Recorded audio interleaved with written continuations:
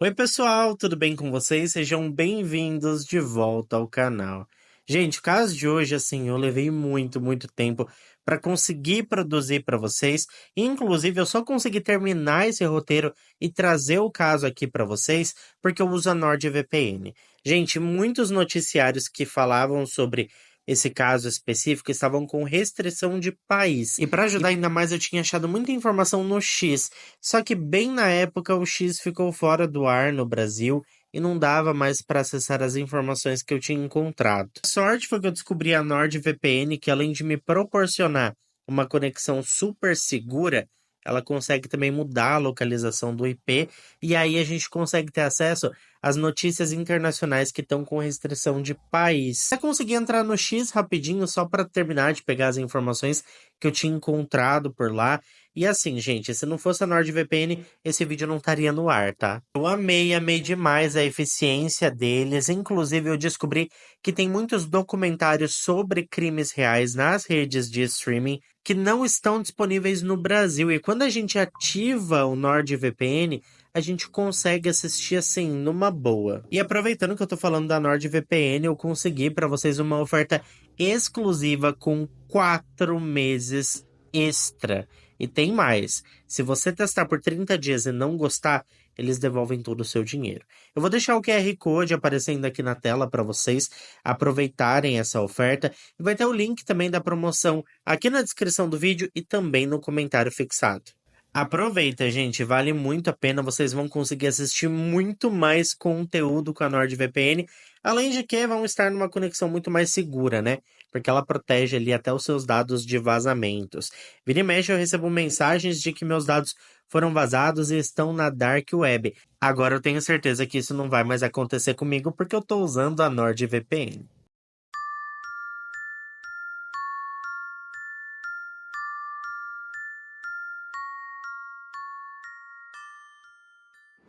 Terry Janduza Nicolai e David Larsen se conheceram em 1983 na faculdade. Embora não fossem da mesma sala de aula, os dois tinham muitos amigos em comum e assim acabaram se tornando grandes amigos. Eles frequentavam as mesmas festas e iam para os mesmos lugares da cidade. No entanto, após se formarem, os dois acabaram meio que se distanciando e perdendo o contato, e cada um seguiu a sua própria vida, cada um para um lado, e eles não tiveram contato por 12 anos. Só que depois desse tempo, durante um reencontro dos alunos da faculdade, os dois acabaram se trombando de novo e desta vez o destino tinha planos para eles. E foi assim que os dois se tornaram um casal. Desde o início, David se mostrava um cara carinhoso e amoroso, ele frequentava a igreja, era responsável e muito voltado para a família, mostrando que era uma pessoa bem legal e bem confiável. Além disso, ambos compartilhavam o mesmo sonho e objetivo de vida: casar, ter filhos, e o plano era a esposa ficar em casa, cuidando da casa e das crianças, enquanto o marido trabalhava para sustentar a família.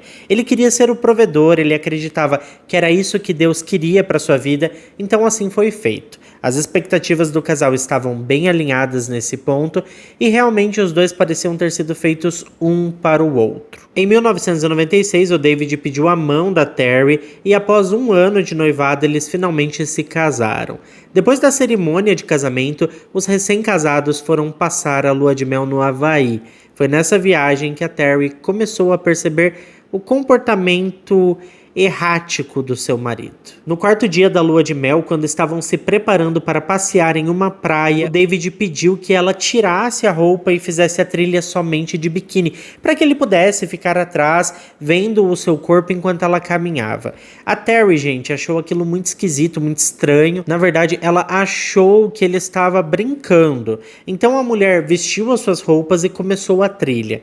O David, gente, ficou muito irritado em ser contrariado e agarrou a mulher ali basicamente pelos cabelos. Depois desse incidente, a Terry pensou em ir embora, mas ficou com medo de deixar o seu marido ainda mais irritado caso ela fizesse isso. Então ela acabou ficando, mas se manteve assim o mais distante possível do David.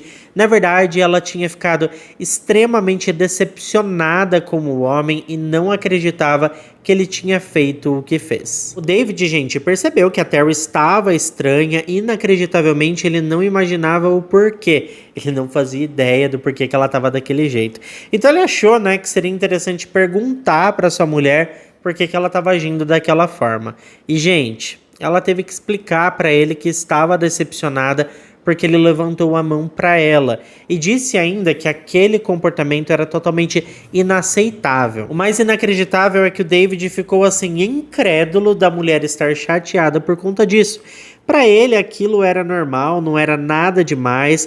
Na cabeça dele, se a mulher o desobedecesse, ele teria que repreendê-la daquela forma para mostrar que era o homem da relação e que ela deveria fazer tudo o que ele mandasse. Além disso, ele tentou virar o jogo dizendo que a sua atitude era um reflexo do comportamento da sua esposa e que se ela tivesse seguido as regras, nada teria acontecido. Ele distorceu tanto a situação que a Terry até chegou a se sentir culpada. E isso, gente, é gaslighting. Para quem nunca ouviu falar nesse termo, gaslighting é uma forma de abuso psicológico na qual o abusador distorce ali os fatos com a intenção de fazer a vítima duvidar da sua própria memória, percepção e sanidade. Normalmente homens com este traço estão sempre chamando as mulheres de loucas, na intenção de fazê-las acreditar que elas realmente são loucas ou malucas. Enfim, o David fez ali o gaslighting dele e conseguiu convencer a Terry de que ela era a errada da história.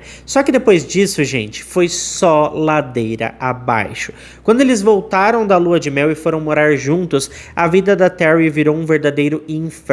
O David gritava com ela se as cortinas das janelas não estivessem perfeitamente alinhadas, ou se as toalhas não estivessem dobradas do jeito que ele queria, ou se tivesse alguma coisa fora do lugar, alguma coisa em cima da bancada, alguma coisa suja, enfim. Ele até insistia que ela mantivesse a porta do banheiro aberta enquanto tomava banho ou fazia suas necessidades, para ele ter certeza de que ela não estava falando com ninguém. Nessa época, a Terry tinha ganhado do seu pai um celular StarTAC que era assim febre naquela época. E o David morria de medo que ela usasse o aparelho para conversar com algum homem. A situação naquela casa era totalmente horrível. O homem sempre punia a Terry fisicamente. As punições se davam por motivos totalmente idiotas, como um copo sem lavar na pia, ou simplesmente porque ele não tinha gostado do jantar, de alguma coisa que ela preparou ou algo do tipo. O David também impedia que a sua mulher utilizasse qualquer método contraceptivo, porque ele dizia que isso era contra os mandamentos de Deus. E por conta disso, logo nos primeiros anos após o casamento do casal, eles tiveram 2 filhas. Quando estava com 30 anos de idade, a Terry decidiu que não queria mais ter filhos e passou a tomar remédios escondido do marido. Ela mantinha a cartela de anticoncepcional escondida atrás da máquina de lavar roupas. Teve uma vez que o David chegou do trabalho e encontrou um pacote de espaguete em cima do balcão da cozinha. Ele ficou, gente, muito furioso com a Terry, porque aquele mantimento deveria estar guardado dentro do armário. A mulher tentou explicar que ia preparar a massa para o jantar, mas o homem ficou ainda mais bravo e disse que ela só deveria tirar o macarrão de dentro do armário no momento em que fosse usar, para não deixar a casa bagunçada, e que aquilo era inaceitável. Mais uma vez a Terry tentou explicar que já ia usar o alimento, mas isso só serviu para deixar o David mais nervoso ainda. Ele então foi para cima da mulher e ela correu para o porão. O David, gente, passou a mão ali no pacote de macarrão e correu atrás da Terry. Quando ele alcançou a mulher, ele grudou ela na parede, ergueu o seu vestido e introduziu o pacote de macarrão lá embaixo, se é que vocês me entendem. Essa situação foi muito humilhante, muito traumatizante para a mulher, que pensou em se separar do homem, mas ela temia por suas filhas, afinal de contas, ela era dona de casa. Ela estava fora do mercado de trabalho há muito tempo, e ela tinha medo, gente, de deixar faltar o básico para suas filhas. Mas naquele dia, ela resolveu conversar com o seu marido sobre a sua atitude, o que foi totalmente em vão, já que mais uma vez ele fez um gaslighting com ela e a culpou pelo que tinha acontecido, e disse que se ela se comportasse, as coisas iriam melhorar. Se ela não se comportasse, tudo ia só ladeira abaixo, ia só piorar. Depois disso, passaram-se alguns meses com tudo na maior tranquilidade possível.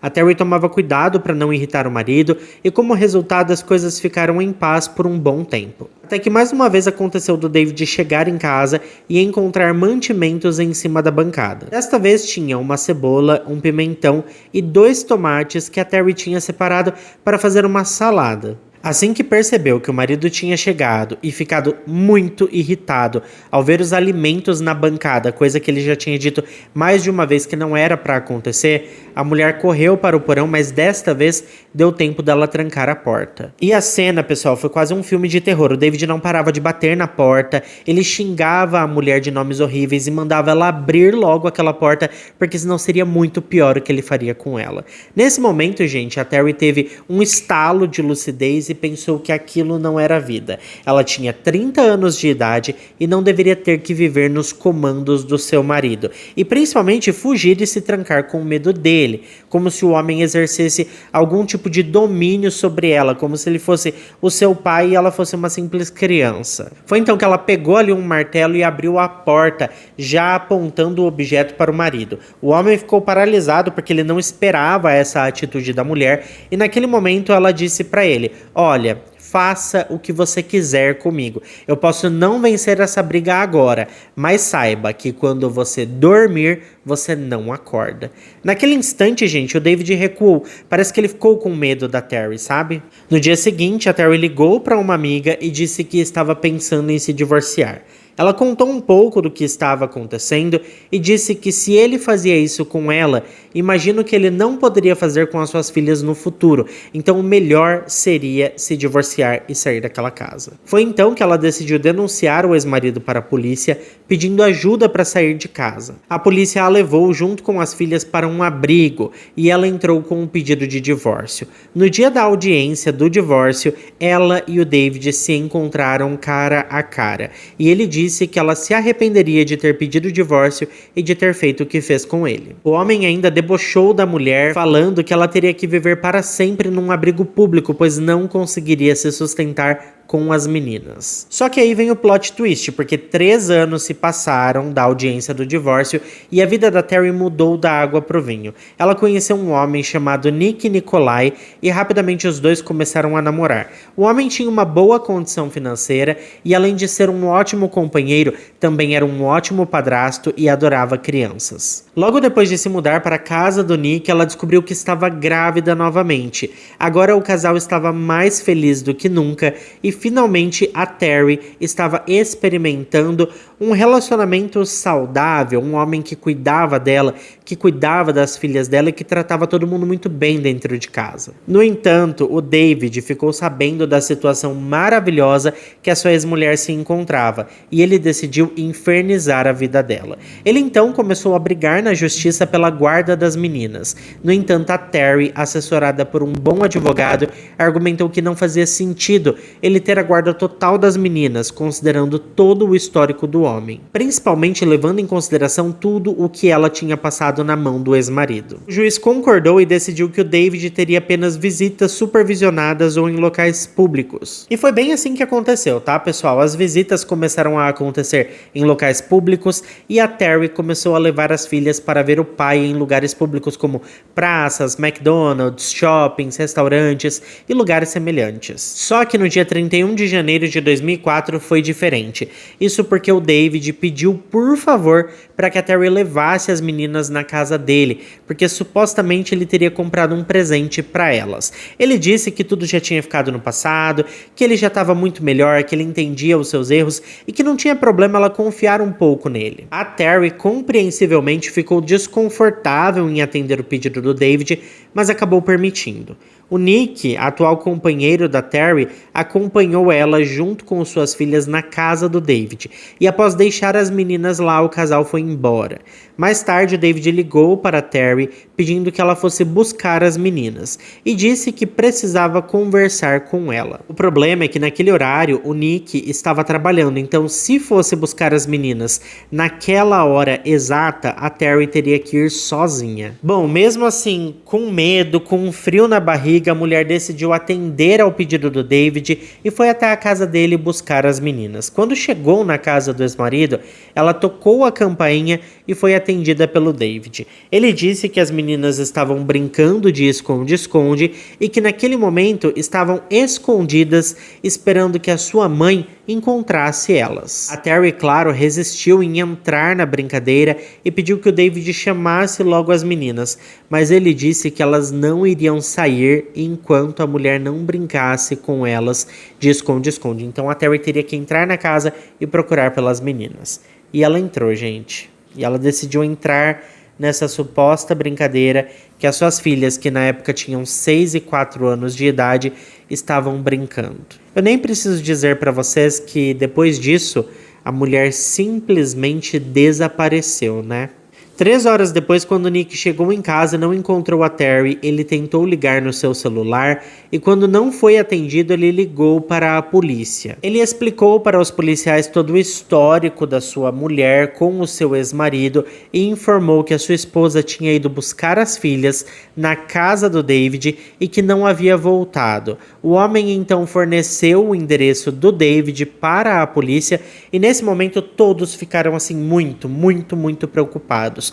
Porque cerca de 1 hora antes do Nick ligar para a polícia, uma mulher tinha feito uma chamada para emergência e fornecido o mesmo endereço que o Nick estava fornecendo agora. Essa mulher estava ofegante, desesperada e pedindo ajuda, só que aparentemente ela desmaiou no meio da ligação. A polícia, gente, já tinha ido até o endereço por causa da primeira ligação, mas quando chegaram lá, a casa estava vazia. Agora, com a denúncia do Nick, eles resolveram voltar ao local e falaram com os vizinhos, perguntando se alguém tinha notado alguma coisa estranha acontecendo ali na casa do David. E teve uma vizinha que disse que a única coisa meio que fora do normal que ela tinha visto era o David rebocando um carro que estava parado em frente da sua casa. Na hora, a polícia já percebeu que aquele era o carro da Terry e que provavelmente ela estava correndo um grande perigo de vida. Enquanto isso, uma segunda ligação para o 911 foi feita. Dessa vez, a mulher conseguiu se manter consciente por tempo suficiente para passar informações cruciais para as autoridades. Ela revelou que seu nome era Terry e mencionou que o seu ex-marido havia prendido ela no porta-malas do veículo. Logo depois, ela apagou novamente, o que fez com que as autoridades pensassem que a mulher provavelmente estava bem machucada. Com base nessa ligação, os oficiais retornaram até a casa do David para buscar pistas e também para tentar encontrar as crianças que estavam desaparecidas. Dentro da casa do homem, os investigadores encontraram a calça que a Terry estava usando no momento em que foi buscar as suas filhas e também uma grande mancha vermelha no carpete. Além disso, foi encontrado munição e também cápsulas vazias, e a partir daquele momento a polícia acreditava que o David estava armado e que o tempo para recuperar a Terry com vida estava se esgotando rapidamente. Eles também ficaram pensando que talvez ela tivesse sido vítima de algum abuso íntimo, até porque as calças dela estavam lá, então ela estaria sem calças naquele momento. Só que, gente, os investigadores não conseguiam encontrar o David, eles não tinham mais pistas e eles estavam tentando muito resolver esse caso. Só que, assim, eles tinham pressa e o negócio não estava rolando, sabe? Foi aí que na manhã seguinte a polícia recebeu uma informação de que o David tinha batido ponto no seu trabalho. Ele era controlador de tráfego aéreo e tinha chegado para trabalhar no mesmo horário de sempre, sem se atrasar e como se nada tivesse acontecido. A polícia foi até o trabalho do homem e pediu que ele respondesse algumas perguntas sobre o paradeiro da sua ex-mulher.